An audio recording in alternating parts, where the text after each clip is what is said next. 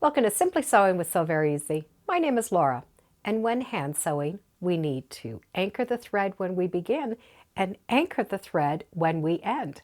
And there are a few different ways to do them. So today I'll cover 2 different ways. I'm going to use a big needle and thread, but this will work with any thread. The first thing we need to do is anchor the thread. When sewing, we need to anchor that end of the thread. If not, it'll just go right through the fabric. The first way we can do it is with a back stitch or a double stitch. There's no knot on the end. This can be done with a double strand or a single strand. Go in the fabric and come out.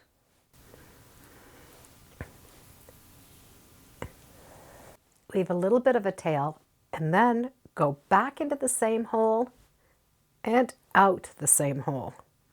And it doesn't have to be exact. Hold on to the tail and pull that needle out. This type of beginning is used a lot for basting because we do need to remove the thread after we have basted. From here, we can just do our stitching as normal.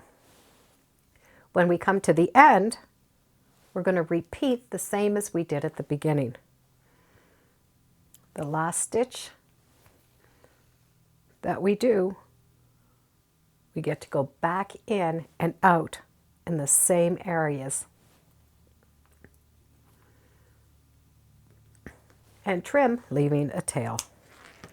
This works good as a basting stitch. And the reason is because we can easily remove it. But it does stay secure enough for us to work on the project until we need to remove that basting thread.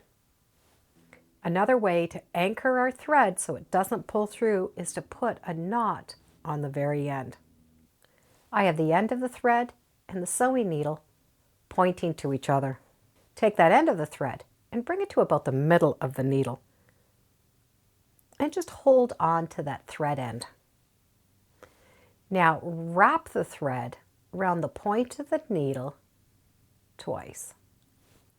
Where that thread has been twisted, you're going to hold it between your thumb and your finger. You're just holding that twist because if you let go, it's going to come apart. So we're going to put the thumb and the finger on that little twist. So I've twisted it, and then just with this thread, I'm going to pull it so it slides between my 2 fingers. Now pull that needle, keep holding that twist, and it doesn't matter how long your thread is. When you get to the end, you have a knot. What makes that knot a great knot to use is the amount of twisting you do will determine the size of the knot. So if you want a very small knot, you will only twist it twice.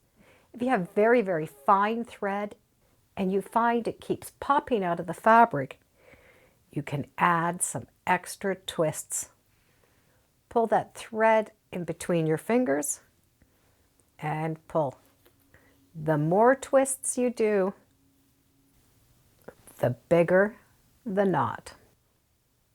Now I've exaggerated the stitching, but this will work with any size stitching, needle or thread. When we come to the end, we do need to put a knot in it. It's going to be very similar to the last knot. We're going to go back a little bit and then come out approximately the same way.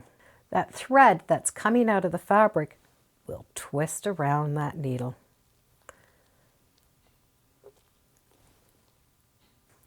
We need to hold on to that twist and pull that needle out all the way.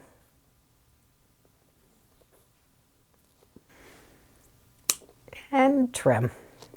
There are many ways to anchor our thread, but that little back stitch on the one end and back stitch on the other end makes it really easy to remove those threads, especially if we're basting.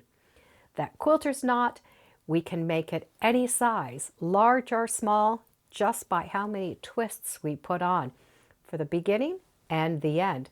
And the whole key to that quilter's knot is just holding that twist as you pull the needle out. Thank you for joining me today on Sew Very Easy. Feel free to subscribe, and as always, come on back.